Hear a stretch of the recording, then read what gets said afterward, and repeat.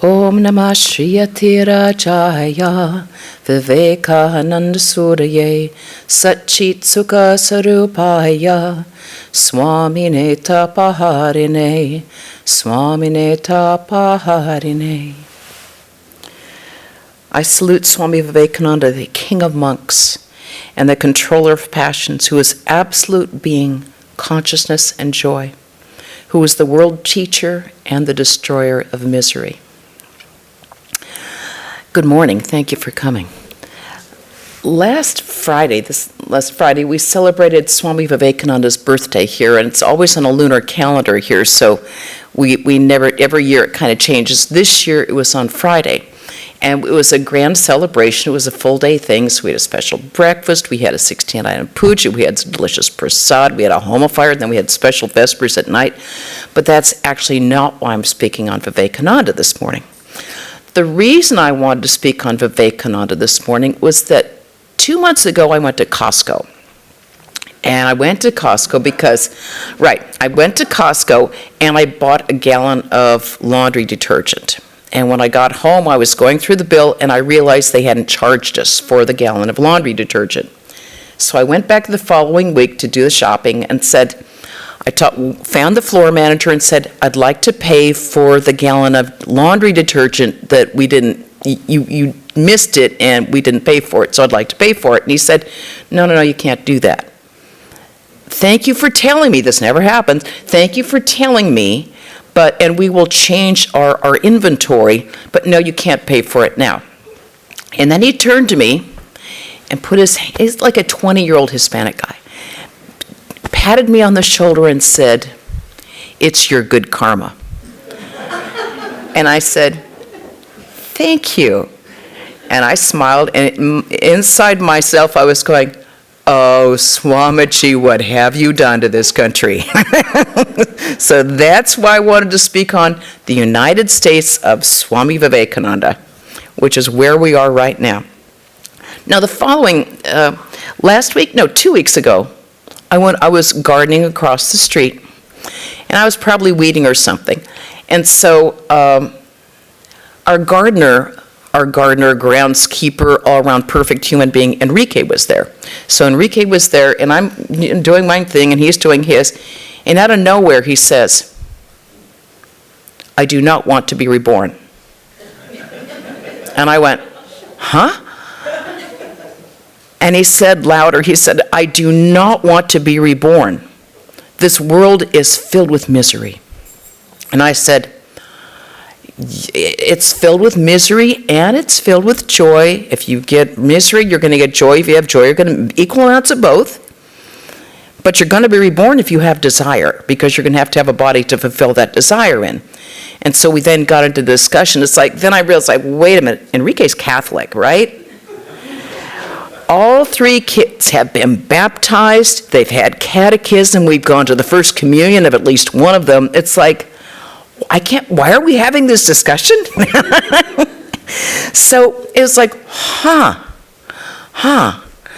Then I went to the bookstore a few days ago because I wanted to buy a Get Well card. And I see this card that says, dig deep, you are the infinite. I went, what? Dig deep, you are the infinite. And I thought, whoa, someone is spending a lot of money to create a card, to do the artwork for the card, to do the marketing for the card. And guess what? There has to be an audience for that card because they're making money off this. There has to be a market for someone to buy this card. And I went, there's something happening here. Remember that song? But what's really clear is that it is Swami Vivekananda. It's the effect of Swami Vivekananda's work in this country, which began in 1893. None of these things would have been possible had Vivekananda not come to this country in 1893, and we're just seeing the unfolding of all this. Because we can be for absolute sure that none of these scenarios would have happened had Vivekananda not come here. That's why we're in the United States of Vivekananda. Because the world and our outlook on life, especially in this country, has dramatically changed because of the effect of Swami Vivekananda coming to this country. And the funny thing is, very few people know who he is, at least not in America. In India, of course, they do. Not over here. Very few people know who he is. Last Saturday, Swami Vivekananda gave this fantastic full-day retreat on yoga. So we got a number of calls. It's like, okay, I'm going to bring my mat and I'm going to bring my block. What else should I bring? It's like, no, not that type of yoga. This is yoga philosophy. But the fact that we have yoga mats, yoga blocks, yoga studios, and the philosophy of yoga and interest in that, none of that would happen had Vivekananda not come here in 1893. None of it. None of it would have been possible without Vivekananda. You see, what's interesting is that something is happening now in our midst, right now. Because as a society, our outlook has dramatically changed, even in the last generation. Our outlook on what life is, what religion is, what God is, how the world works, all that has dramatically changed in our lifetime, in a generation. That's what's absolutely flooring when you think about it. And all of that was predicted over a century ago by Sister Nivedita, who was an English-Irish disciple of Swami Vivekananda. A couple of months ago, I was rereading the letters of Sister Nivedita to Josephine MacLeod, who was an American woman, a disciple of Vivekananda, who actually died right here in our Hollywood Vedanta Society many years ago.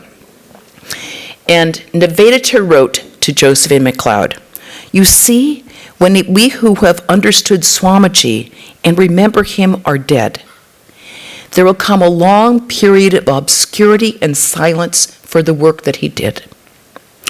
It will have seemed to have been forgotten until suddenly, 150 or 200 years later, it will be found to have transformed the West." Bingo. Bingo. Bullseye. There we are. Welcome to the United States of Vivekananda, because we're in the middle of watching a prophecy unfold. And it is so exciting, and it is really so inspiring to see it happen in front of our very eyes.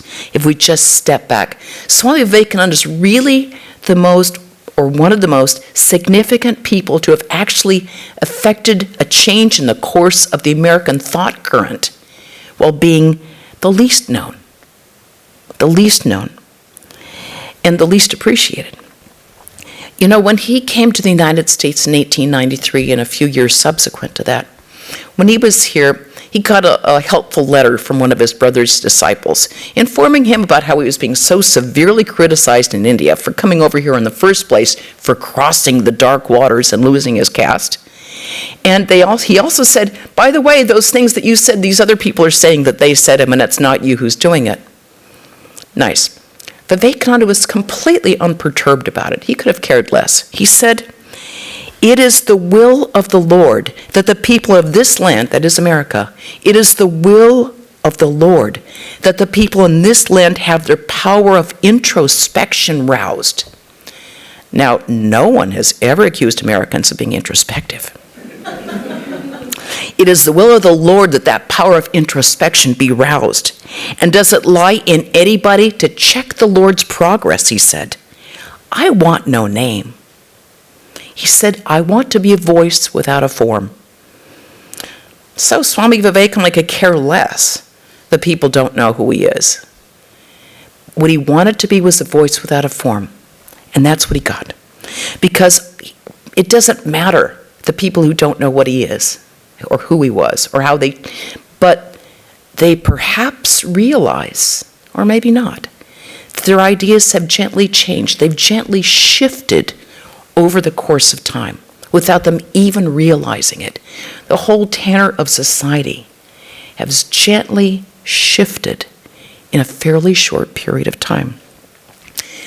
He gave a lecture called The Spirit and the Influence of Vedanta. And he points out that Vedanta has directly influenced Buddhism and indirectly influenced Christianity through the Gnostics and through the medieval European philosophers.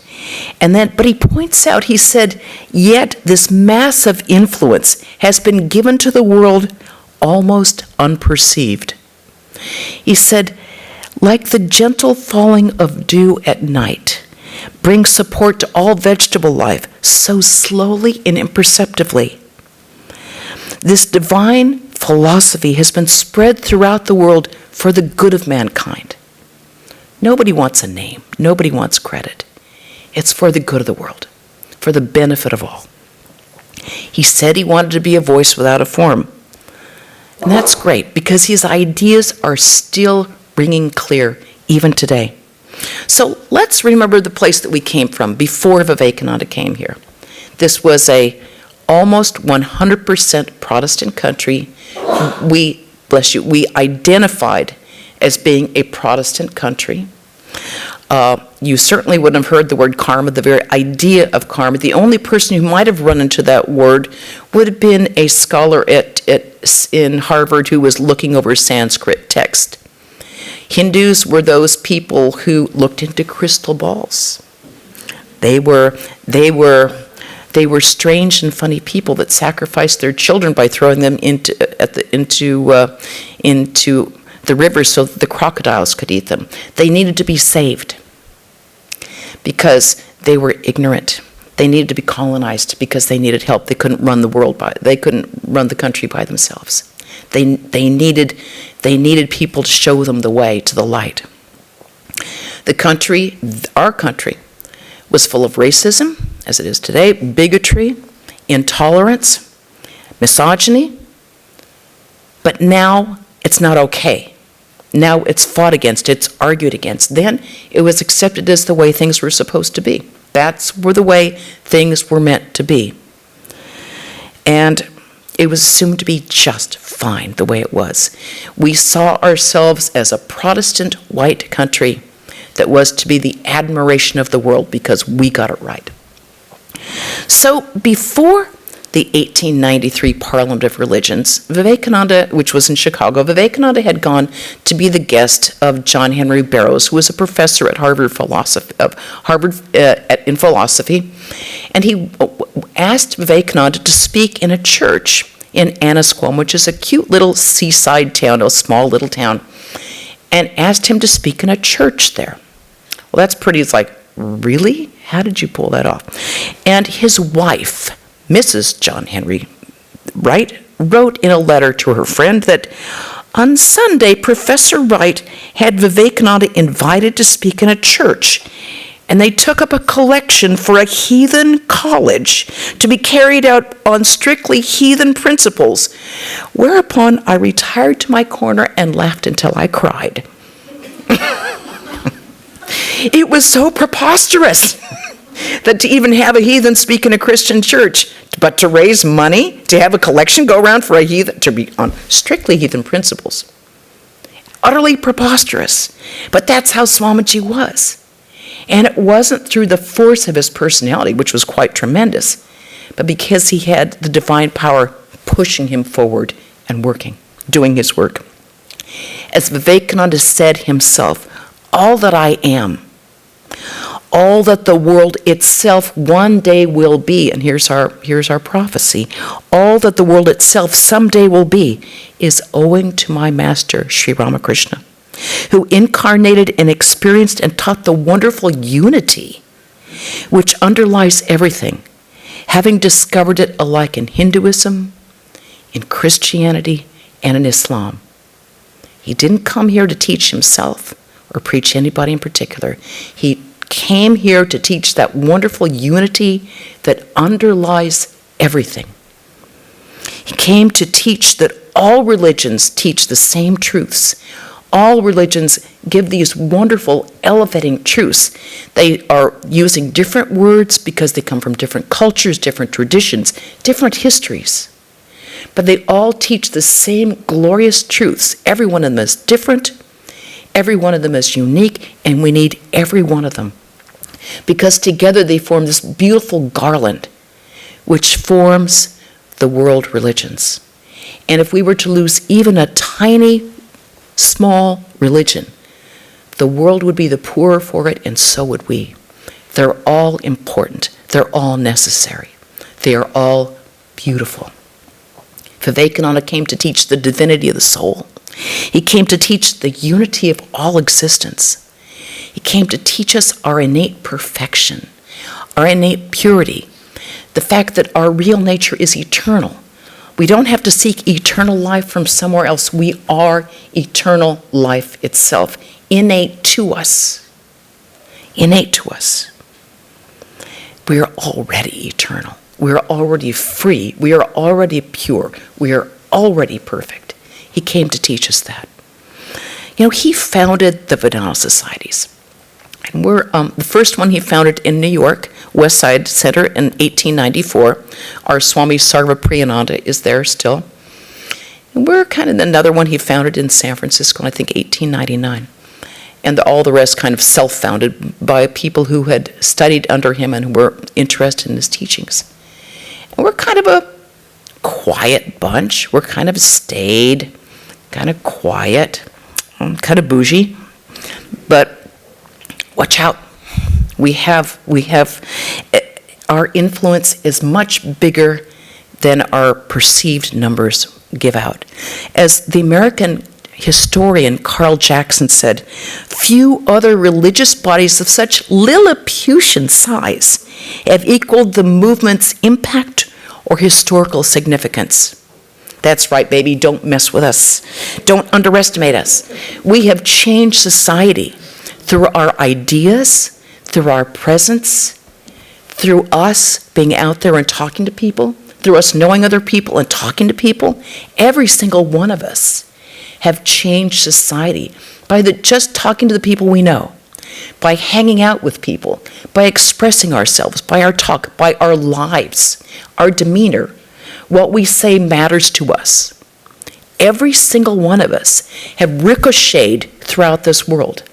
Our ideas have affected other people, and they in turn affect other people. This is how ideas change. This is how societies change. And every single one of us here have done that, unbeknownst to ourselves. Our vibrations have affected other vibrations. In 1896, Swami Vivekananda's book, Raja Yoga, was published. And it describes the yoga of meditation. And according to Elizabeth de Michaelis, who is a professor at Cambridge University, this Raja Yoga was the first fully fledged formulation of modern yoga to be presented to the Western world. The first. Now when you publish a book, it's like no big deal. In fact, it's like, stop it already, stop publishing, because we're awash in books. Most books now are self-published. Most books now are vanity press, like everyone wants to tell their story.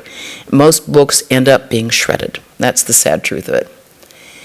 It gets done on computers, so everyone can write a book, everybody can tell their story, so it means nothing gets read. Then publishing was extremely difficult work. It was extremely time intensive. It was hot press, so letter by letter, reverse, one letter at a time. It was extremely valuable, and it was valued. People read. They didn't watch. They read. People had libraries. Communities had libraries that were well used. Schools had libraries that were well used. People got together to discuss books, and they got together to discuss ideas that were new to them, that were unusual to them. They wanted to discuss ideas. They didn't just sit and get upset with the internet. It made a huge difference when a book was published. Now, this book reverberated because who should read it but a Harvard professor who wrote The Varieties of Religious Experience, William James, who is the father of American psychology and the father of American study of religion and philosophy. He quoted Raja Yoga extensively, and that book has been continually in print for 150 plus years. varieties of religious experience. That Raja Yoga made a big difference to people like Leo Tolstoy, who was deeply affected by it and affected a whole ideas in mystical Russian literature. Now, our particular cultural domino is it deeply affected George Harrison of the Beatles. Now, George Harrison, of all people, read Raja Yoga because Ravi Shankar's brother handed him the book. He said, "You ought to read this book." And George Harrison said, "By having money, we found that money wasn't the answer." Swami Vivekananda says, and here he's quoting the book Raja Yoga, he said, "If there is a God, we must see him. And if there is a soul, we must perceive it. Otherwise, it's better not to believe. It's better to be an outright atheist than to be a hypocrite." And George Harrison says, "At last, I found someone who made sense, and I wanted to go deeper into it." Now, how do we have this quote? It's actually from Martin Scorsese's movie on George Harrison, and Scorsese himself is another admirer of Swami Vivekananda. Little would one know, right? He is. Now, this is just one example of how Vivekananda has influenced American life, but we can also find it in people like Joseph Campbell. Joseph Campbell, who was deeply affected by Vedanta, was the president of our East Side Vedanta Society for many years, deeply influenced by Vivekananda. And who did Joseph Campbell influence apart from the entire country? Well, he deeply influenced the filmmaker George Lucas, whose movies Star Wars and The Jedi Warriors show the influence of the Hindu tradition. Listen to Yoda, you're listening to Hinduism. The syntax has nothing to do with Hinduism. So these are ideas of how these ideas have permeated, all because the influence of Vivekananda coming to this country. Because before him, none of these ideas had permeated at all. They were not there. So we all know that Vivekananda was a stunning success at the World Parliament of Religions in 1893. Yawn. So what? Who cares? That was 150 years ago plus. Why are we still talking about it? Because the ideas kept moving. Because the ideas had legs. They're still pushing forward. They're still moving. Those ideas came into society and they're still pushing forward. That's why it's important. Why did it have such an impact? I mean, this guy had such chutzpah. I mean, he was a 30-year-old monk who had never spoken to an audience in his life. He gets up before 7,000 people and he says things like, "I have a message to the West as Buddha had a message to the East." I mean, that's a special type of audacity. But the ideas stuck, and they took hold. Why? I think because from the very top, he addressed, first of all, he started with sisters and brothers of America. That works for me. Sisters and brothers of America. And then he begins by saying, he said, "You are divinities on earth." This was a country that was awash in the ideas of sin. Sin, that somehow we've been born bad. That somehow something beyond our control, we're innately, intrinsically bad, even if we've been trying to be good our whole life. And that our whole life is just looking at ourselves and to develop this huge sense of guilt about that we really were born bad. Vivekananda comes and says, no, it's a sin to call a person a sinner. Ye are divinities on earth. He said, you are spirits blessed, free and eternal. Whoa, that's a breath of fresh air. Someone's not pulling a guilt trip on us. He's saying you are divinities on earth, reminding us who we really are. Don't go on a guilt trip. Stop that nonsense. Reminding us of who we really are. That's what spoke to us. That's why the ideas keep pushing on, because we realized we were hearing the truth for once. We're hearing the truth about what we are. We always know when we're hearing the truth. We were getting the truth, full force, straight up. Truth. He talked about our perfection. He talked about freedom. He said, you know, when you talk to Americans about freedom, you got us. Americans love freedom the way Germans love order. We love freedom. Talk to American about freedom, you're like giving catnip to cats. It's like, you got us with freedom. We love freedom. When he spoke about freedom, it was freedom from the bonds of imperfection, freedom from death, freedom from misery. That sounds like what we want. Who doesn't want to be free from misery? But what do we mean by freedom? Usually when we talk about freedom to, not freedom from, and that's the problem. Because when we say freedom to, now what most of us think of by freedom, we think of the Marlboro Man. I'm going to do what I want, none of you are going to stand in my way because I'm free. It's freedom to. Don't you stand in my way because I'm free. Well, that's just self-centeredness. That's just ego writ large with a really big crayon. Me, get out of my way because I'm bigger than you and I'm going to push my way through because I'm free. That's not free. It's self-centeredness. It's egotism. It's demented egotism. Real freedom is not freedom to, it's freedom from. Freedom from. Freedom from that which keeps us being aware of who we really are. Freedom from that which prevents us from realizing that innate joy that's our real nature. Freedom from being tied down by wrong identification. If we are spirits free, blessed, and eternal, how come it doesn't feel that way sometimes? How come it really just seems really hard to be a human being alive right now? Because we identify with our lower nature. And that's what he kept telling us to do. Identify with your whole higher nature, not your lower nature. We don't feel our divine nature because we identify with our body, we identify with our mind, we identify with our senses, we identify with the ego, big time. We identify with our weight, of all things. We identify with our gender.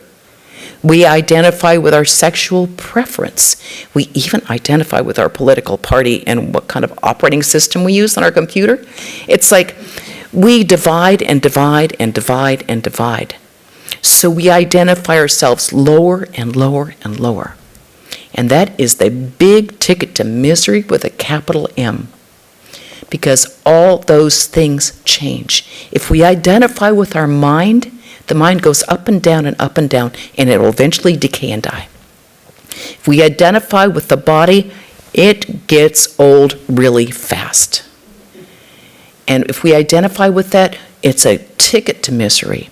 We identify with, I am this way, but you're that way, another ticket to misery. You don't believe the way I do, you're bad and I'm good. It's a terrible thing. We identify with race and with gender, and it makes us so much smaller than we really are. And it makes us miserable because the more we relate to that, the more we relate to those things which will perish and go away. And they're not real and they're not true. It's like petting a cat backwards. You can't do it. It will cause us pain. The basis of our innate divinity is the fact that we don't recognize our innate divinity is the root of all of our misery, both individual and societal and global. Every one of our miseries is because we misidentify. We don't see the truth of our being, and if we don't see the truth of our own nature, we don't see in anybody else either. We won't see in anybody else. We don't see the divinity standing there in front of us because we see difference instead of the truth of that divinity within every human heart, within every being. And it causes us such grief when we do that. Why? Why do we feel unhappy when this country's divided the way it is? Why are we so unhappy about it? Because it denies the truth of our existence. We are denying the truth of the unity of all existence, the truth that we're all united in and through this one divinity. There isn't like one divinity here and another one there. It's the same divinity within every being, every being. And when we deny this by saying, I'm like this, but you're like that, we deny it and we make ourselves miserable. when we see that unity and divinity, that innate divinity in the human being right in front of us, that's when we're happy. Because we recognize it in ourselves, we'll recognize in other people too. How do we cure this grief? By trying to remember who we are every opportunity we can, and trying to remember it in every person that we see too. That's the awareness we have to have. When we reorient our ideas about who we are, who we really are, then we'll start seeing people in the same way. If we don't see ourselves that way, we'll never succeed in seeing anyone else that way either. Because we're all in this together. It isn't like we have planet B. We're all in this planet together. We're all in this together. We're all meant to be here together. Every one of us is precious, every one of us. We're all in this together, and this one thing that Swami Vivekananda again and again said, ye are divinities on earth, and if you want to serve God, serve the human being right in front of you. That is the best way to serve God. If you want to love God, serve the person right in front of you. Humanity, he said, is the highest manifestation of divinity. He said, the moment I have realized God sitting in the temple of every human body, the moment I stand in reverence in front of every human being and see God in them, that moment I am free from bondage. Everything that binds vanishes, and I am free. Wow. Close to the end of his life, he told an American devotee, he said, you see, I may have to be reborn, for I have fallen in love with humanity. And he wants us to do the same. It isn't like he saw himself as so special. He saw himself as just an instrument in the hands of Sri Ramakrishna and the instrument in the hands of the Divine Mother. He wants us to do the same, to see humanity in the same light, to see the divinity within every being and respond to that. Don't respond to their errors any more than we want people responding to our errors. Don't judge a people by their worst mistake. Judge a people by their potential, by that divinity inherent within them. Not by the stupid mistakes we all make, but by that infinite divinity that resides within every heart, within every being. Now, another extraordinary thing that I love about Vivekananda naturally was his attitude towards women. To him, all women were the embodiment of Shakti, the Divine Mother of the universe. And he hated the idea that women were supposed to be weak and dependent and helpless. So he himself had an amazingly strong and an intelligent mother. And it's said that he got his intelligence from his mother. And he said himself that every good thing about me I got from my mother. Also, after years and years of denying the existence of the Divine Mother, of telling Ramakrishna that his experiences of the goddess Kali were just hallucinations from a deluded brain, Vivekananda himself became a great devotee of Kali, the Divine Mother. He told Nivedita, his Irish English student, he said, how I used to hate Kali in all her ways, but I had to accept her at last. Ramakrishna dedicated me to her, you see, and now I believe she guides me in every little thing I do and does with me what she wills. So 2 years before Vivekananda died at the ripe old age of 39, he went off on pilgrimage to Kashmir with some of his American devotees. And at one point he went off a week alone by himself. And he went to the broken up, dilapidated temple of Shirbhavani, which is up in the mountains of Kashmir. And there for a full 7 days, he worshipped the Divine Mother there. And by the 7th day, he became completely overcome and oppressed with the thought that these Muslim invaders came and they destroyed this temple. If I'd been alive then, I would have done everything in my power to save this temple. And he said, then he heard outside of himself a divine voice which said to him, it was according to my desire that the Muslims destroyed this temple. It is my desire that I should live in a dilapidated temple. Otherwise, can I not immediately erect a 7-story temple made out of gold, should I so desire it? What can you do? Shall I protect you, or shall you protect me? Swamiji said, since hearing those words, I have no more plans. I have no more ideas of building monasteries or anything else. I have given up. As Mother wills, so it shall be. Vivekananda was also a great devotee of Sri Sarda Devi, the wife of Sri Ramakrishna, who he regarded as an embodiment, the literal manifestation of the Divine Mother here on earth. He had profound reverence for her.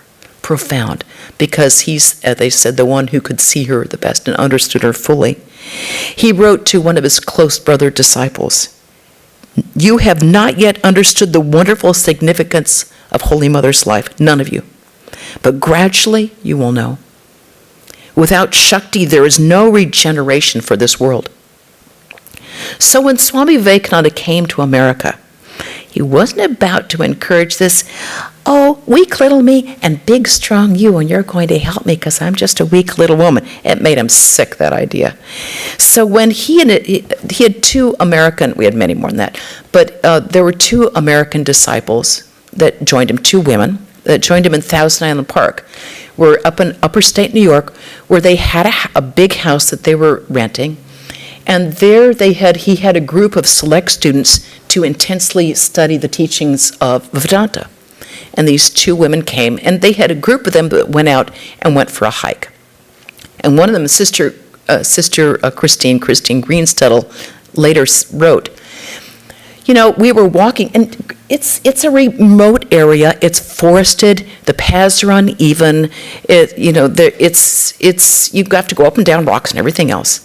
So she said she was getting gradually more and more irritated about the fact that he wasn't helping them around. And she said, as usual, he read my mind. And he said, if you were old or weak or helpless, I should help you. But you are quite able to jump across this brook and climb this path without help. You are just as able as I am. Why should I help you? Because you're a woman? That is chivalry. And don't you realize that chivalry is only sex? Christina said later that this gave her a new ideal of what true reverence for women really meant. It wasn't making them weak. It was not making them dependent. It was his faith, the unbounded faith in the greatness latent within all women as a manifestation of the Divine Mother of the universe. He said he truly saw every woman as a part of the Divine Mother, an embodiment of Shakti. Now let's see. Do I want to think of myself as a weak, helpless woman so someone can help me cross a little brick? Or would I rather see myself as an embodiment of the Divine Mother of Shakti? I think I'm going to choose the latter. I think I'd rather see myself that way, rather than someone who needs help at every turn, when really I can do it just fine by myself. Because we should never delude ourselves into thinking that we're weak or helpless. We should never, ever weaken ourselves, because another thing that Swami Vivekananda never stopped stressing was the importance of strength. Strength, he said, was absolutely mandatory. He said, again and again, he preached strength and said, the best guide in life is strength. In religion, as in everything else, in all matters, discard everything that weakens you. Discard everything that makes you weak and have nothing to do with it. That's why he hated this idea of mystery religions. I can do it, but you can't. He said, if someone tells you that you can't do something, throw it away. Throw it away. Go for nothing that weakens you. And as you know, if you've been here more than once, Vedanta is not a couch potato religion or a philosophy. It's all about doing something. Doing something to remove our ignorance so that we know who we really are. It's not an armchair philosophy. So what is his message to us now? Because individually and collectively, that message is more important to us now than it was even 150 years ago. And it was meant to reach us. That message was meant to reach every single one of us. Because we need it now. We need it now probably more than we did 150 years ago. Why? Because it seems like things are getting really bad right now, right? It seems like everything's at a fever pitch. It seems like we're stuck on a planet that's on a greasy chute to hell, and we're stuck on it. We can't get off. And that's when we remember the words of Swami Vivekananda. It's like, no, none of us are going to be going on a greasy chute to hell. We're going to be standing where we always have been throughout eternity, have always been, are now, and will be throughout eternity, standing in the glory of the self, standing in the freedom and the dignity of the Atman, that infinite self, the divine within us that wasn't born, that can never die, that's not affected by anything. Let the world crash around our earth, because for sure it will one day. But that will not affect us, because we're unborn, undying, we are free. We are eternal. Nothing of that can affect us. Let it fall, it shall. Let it not impede seeing us for who we really are. These divinities on earth, blessed, free, and eternal. If it's one thing that it reminds us, Vivekananda reminds us again and again, he said, the only thing infinite about us is that which is within us. The only thing infinite about us is that which is within us. That's where we have to start. And the same reality that pervades our nature is the same reality that pervades the sun and the moon and the stars. That one infinite divinity that lies within the core of our being. So, therefore, his message is that of strength, strength, and strength. Strength isn't knocking people out of our way because we can, because they stand in our way. Real strength is knowing our divine nature and seeing that divinity, that nobility in the soul of every being. That divinity, that nobility, that wonderful dignity that lies within our hearts. That is real strength, not pushing people out of their way. His second message, freedom. Freedom, because only with freedom do we have spiritual growth. If we trap something, it can't be free. If you put this over a plant, it will have to move and go around it. It corrupts the growth. It impedes the growth. Only that which is free can grow. So never try to impose our will upon someone that impedes their freedom. That's not to say, oh no, be free to take drugs, be free to drunk and drive, be free to do that. But don't smash a person's soul down. Don't smash their spirit. Do not degrade their nobility. Do not stand in their way of spiritual progress, moral progress, intellectual progress. Give every person their freedom. They need it. They need it the way we need oxygen. Freedom doesn't mean I'm going to eat the chocolate all I can before someone walks in the door. It means freedom from being deluded about who we are. Third, be unselfish. Again and again, Swami Vivekananda kept saying, unselfishness itself is religion. Unselfishness itself is religion. He said, selfishness gives us pain. It gives everyone else pain too. Because it's an outcropping of a big, fat, unhealthy ego that says, I'm me, and I am more important. My needs are more valid than yours, and I'm going to get my way. It's an unhappy and yucky way to live. So be unselfish. With unselfishness, the ego is out of the way, and our natural, innate good qualities can shine forth. If the big fat ego is in the way, it stands in the way of us being in the way of who we really are, which is that innate, pure, living, luminous divinity within our hearts. He said, truth, purity, and unselfishness. He said, wherever these are present, no power above and below the sun can stand in your way. Nothing can, he said, with truth, purity, and unselfishness, one individual can stand against the forces of the entire universe. You know, sometimes it feels like we're in there all by ourselves, that we have no support, that we're out there on a limb by ourselves without any help.